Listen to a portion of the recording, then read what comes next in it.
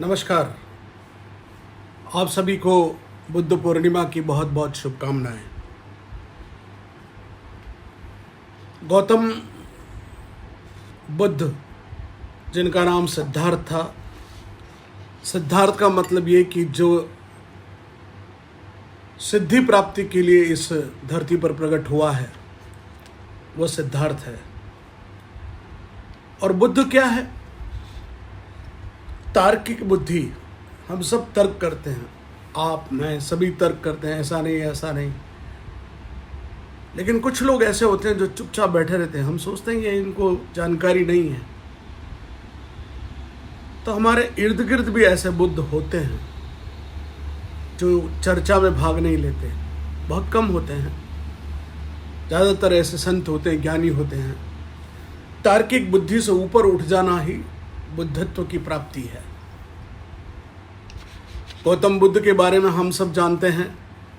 जिन संसार के सुखों का भोग के लिए उनके पिता ने कि ये सन्यासी नहीं हो जाए, उनके लिए सारे सुख साधन जुटाए। एक दिन रथ पर घूमने निकले, तब एक मृत शरीर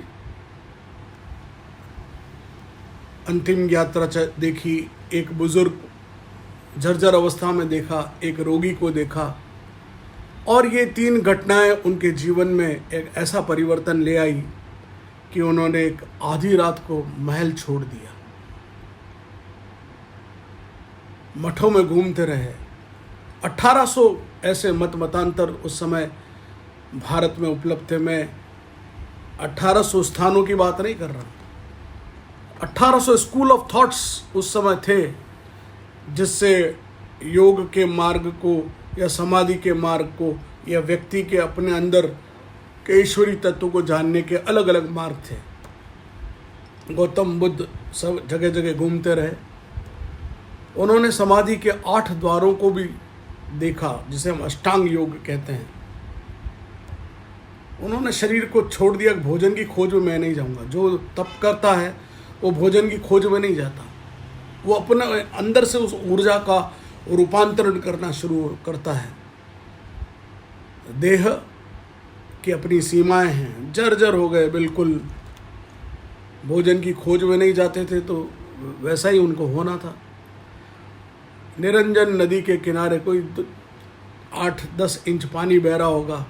एक डाली के सहारे बड़ी मुश्किल से उन्होंने उस नदी को पार की और एक पेड़ के नीचे बैठ गए। उनका मैं भाग क्यों रहा हूं? उनके साथ 5 शिष्य भी थे। सब कुछ तो भीतर है।